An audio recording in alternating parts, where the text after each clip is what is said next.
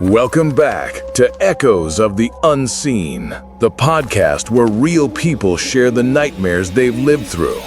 Tonight's story is not for the faint of heart. It's about a girl who experienced something truly unexplainable in a hospital, a place meant for healing that turned into a living nightmare. Listener discretion is advised.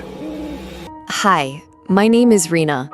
And what I'm about to tell you still haunts me every time I close my eyes.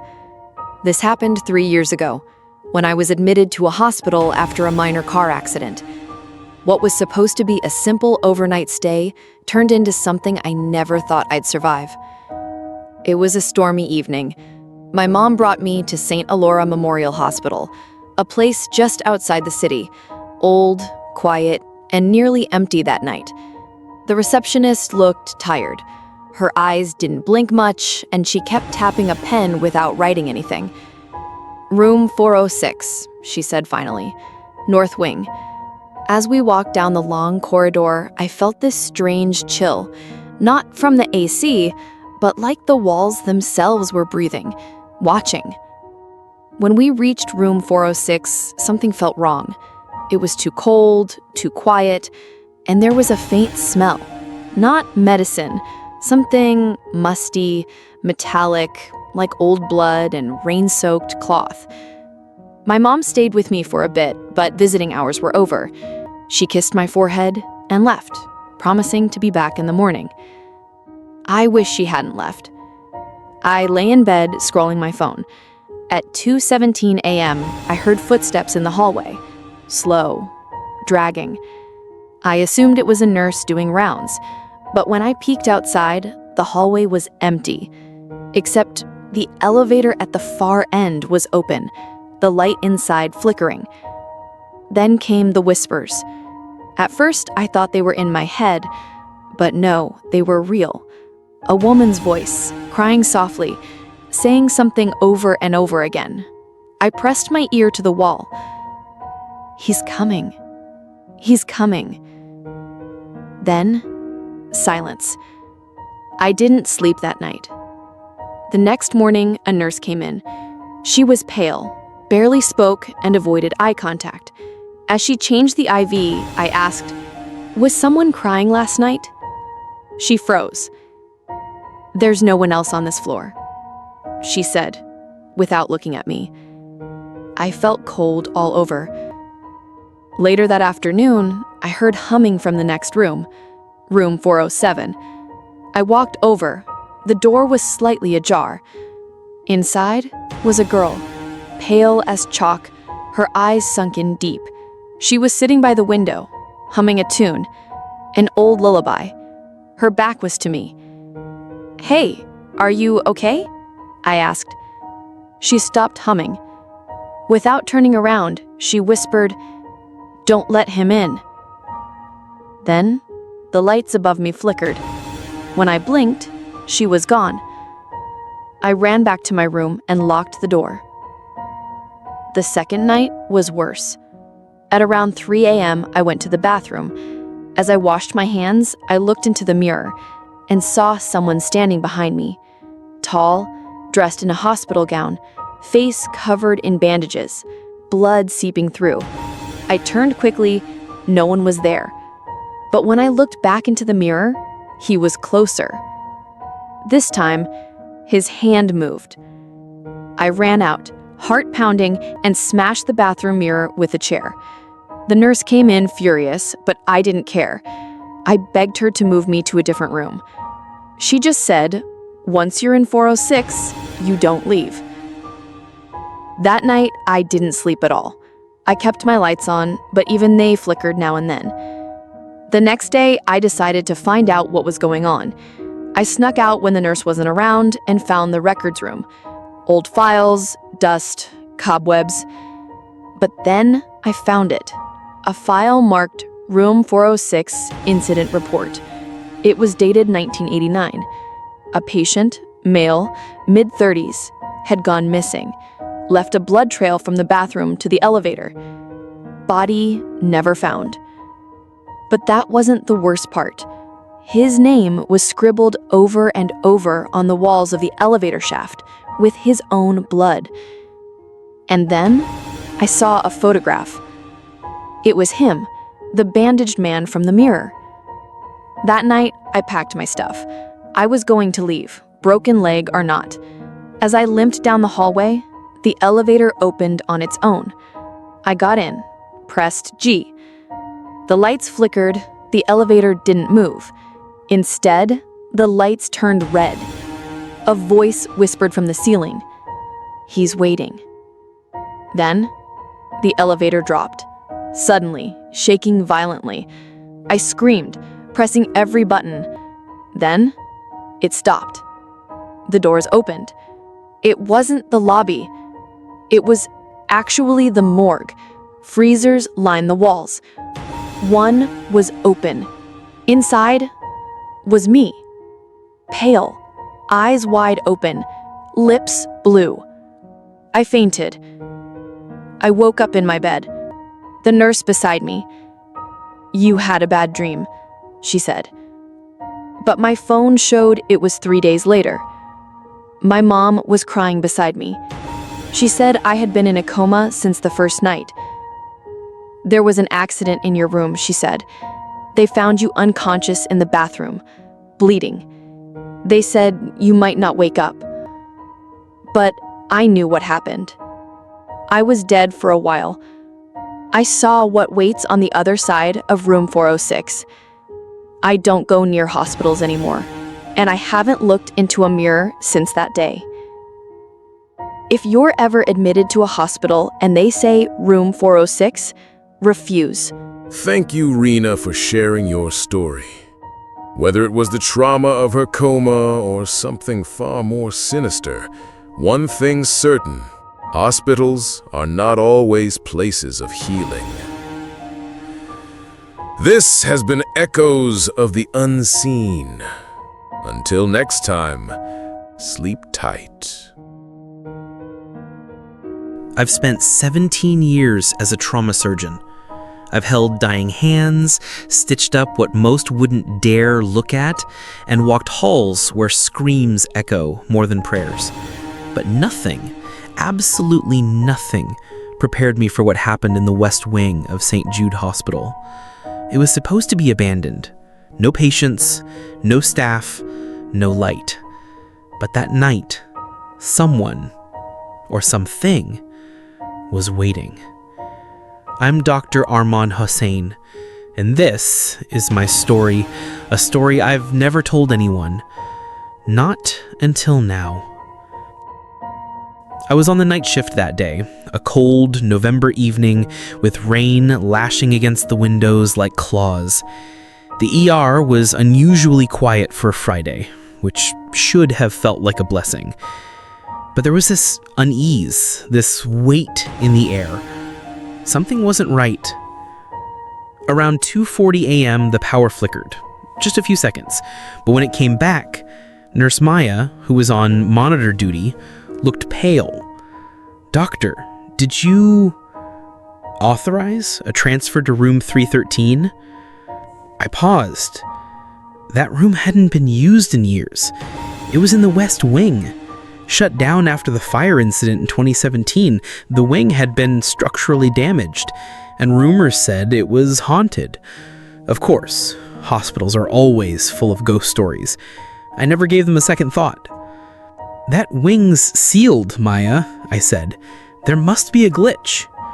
But she looked at me and said, Doctor, someone just logged in a patient. Female, unknown name, status critical, and it's showing vitals. I walked over and checked the system. Room 313 was listed as occupied. The vitals were strange. Irregular pulse, but active. BP fluctuating, erratic EEG. If this was a glitch, it was a very detailed one. Curiosity and concern got the better of me. I took a flashlight and headed towards the West Wing, alone. The hall leading to it was dark and cold. As I passed through the main double doors, the air changed. The scent of antiseptic was replaced with a damp, metallic smell, almost like blood and rust. I reached room 313. The door was partially open. I pushed it slowly.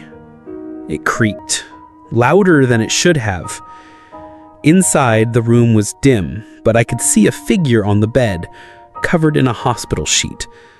The monitor was on, working. Heartbeat 46 BPM, weak but alive. I stepped in. "Hello, can you hear me?" I asked. No answer. I reached for the sheet to check the patient's face, but the lights blinked off. My flashlight flickered, then died. Total darkness. Then, a whisper, right beside my ear. "Why did you leave me, doctor?" I froze. My breath hitched. I turned, heart racing, but there was no one beside me, just the body on the bed. The flashlight came back on by itself, flickering like a dying candle. I aimed it at the bed. The figure was now sitting upright, head tilted, eyes open, but hollow, like deep black voids, lips moving, but no sound. I backed away slowly, reached for the door, but it slammed shut. My radio crackled. "Dr. Arman, we're losing Maya. Get back now." I was locked in. I banged on the door, screamed, but no response. Then, a deep voice echoed through the walls, not from the woman. It felt like it came from everywhere. "You let her die. You forgot us." I turned back to the figure. She wasn't on the bed anymore. She was standing, just inches away. Eyes bleeding, skin cracked. Then I recognized her. Anaya, a patient from 5 years ago. She died during surgery, my surgery. Her heart had failed and I couldn't save her, but she had no family. No one claimed the body. It haunted me, not spiritually, just ethically. I never forgot her name. But now she was here. Or something pretending to be her. "Why are you here?" I whispered. She didn't answer. She opened her mouth unnaturally wide and screamed. Not just a sound, but a wave of pain, guilt, and fury. It felt like it tore through my body. Then, blackness. I woke up in the ER. Maya was unconscious, in cardiac distress, but stable. I was found unconscious near the entrance of the West Wing. Security footage showed me walking in, and then nothing. The hallway cam glitched for 17 minutes. Just static. I checked the hospital logs. There was no record of room 313 being reactivated. No vitals, no patient, nothing. But my flashlight, when recovered, was covered in blood. Lab tests couldn't determine the source. I tried to rationalize it. Exhaustion, hallucination, stress. But every night since, I hear a whisper. 313. Even when I'm home. Even in my sleep. Months later, while reorganizing old case files, I stumbled upon Anaya's post-mortem report. There was a note added by a junior intern. Unclaimed body, moved to morgue 313A. Request for cremation pending. I never knew she was taken to a storage room numbered 313A, which was adjacent to the West Wing. I went there, out of curiosity or madness.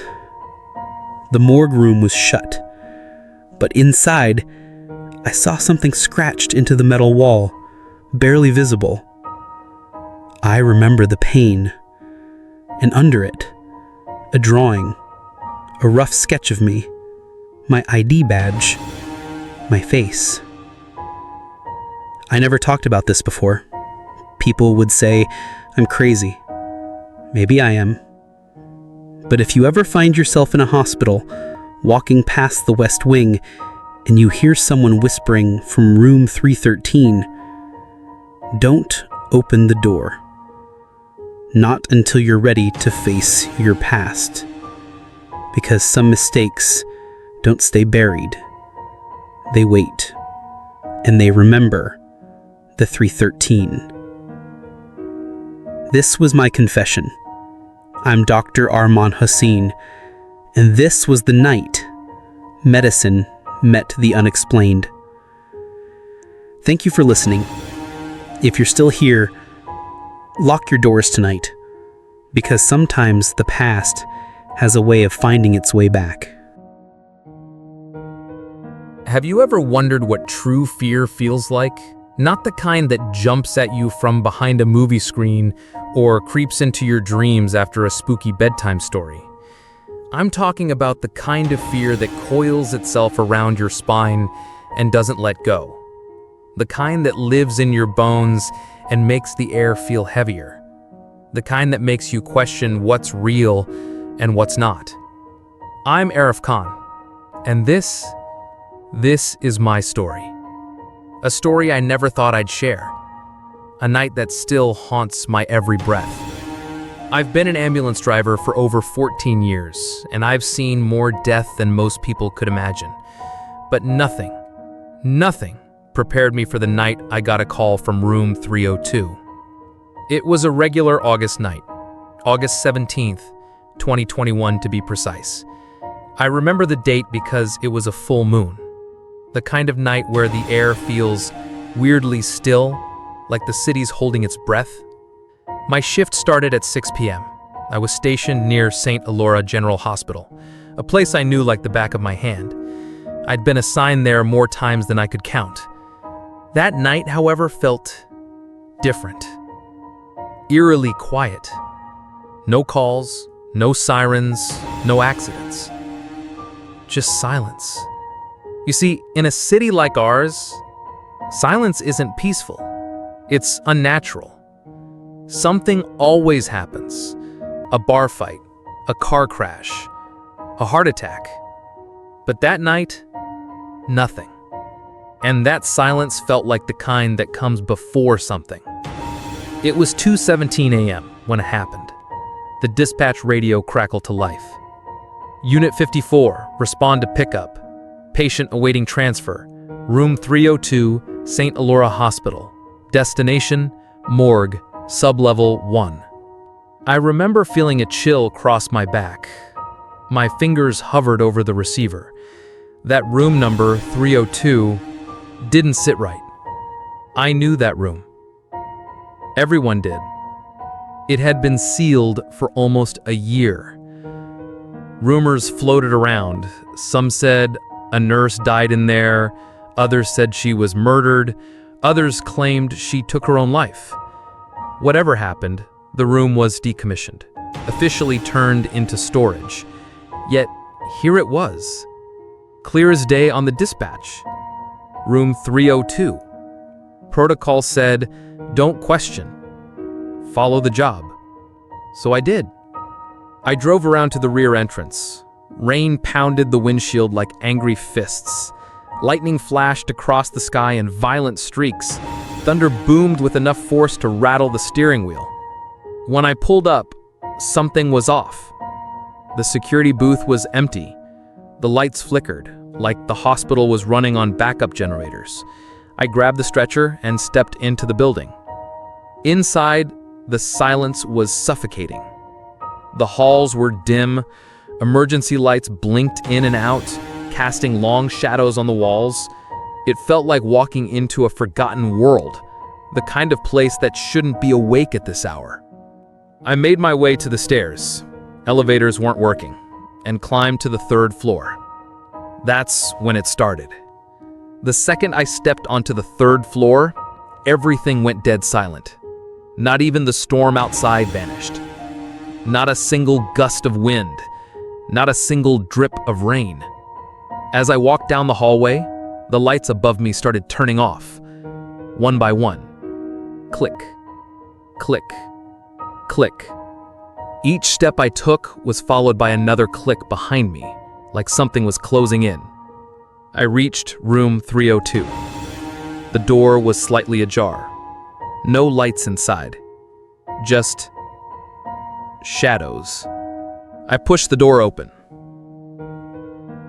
Inside was a gurney, and on it, a woman. She had long, black hair, pale skin, a hospital gown stained with something dark. Her hands were crossed over her chest.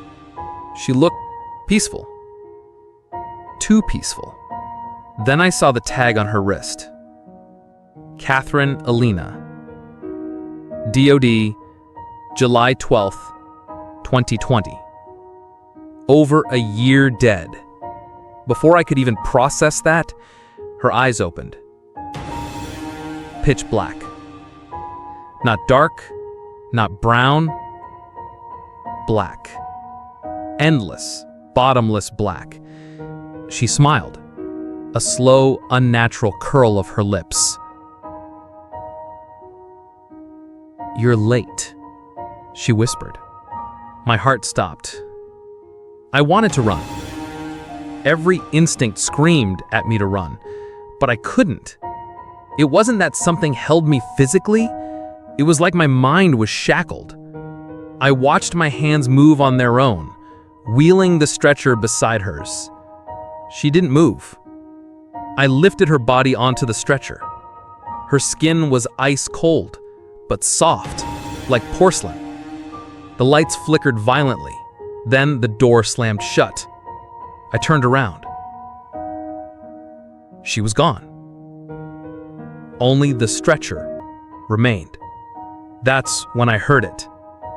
Squeak, squeak, squeak. The second stretcher, the one I brought, was moving on its own. It rolled backwards out the door. I chased after it. The moment I stepped into the hallway, every single light exploded above me. Not flickered, exploded. Glass rained down, total darkness followed. Except for one light. The elevator at the far end of the hallway. It opened, with a soft ding. I didn't want to go in. But the stretcher rolled in by itself. I followed. The door slammed shut. The panel flickered, then went dark. The elevator began to descend. Too fast. Sublevel 1. Then 2. Then 3.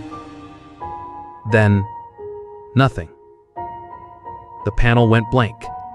The elevator stopped. The doors opened. I stepped out. It wasn't the morgue. It was a long corridor. Black walls, a single flickering bulb swinging at the far end. The air was heavy, like breathing through wet cement. And at the end, she stood. Catherine. But not like before. Her jaw hung open. Her eyes bled black tears.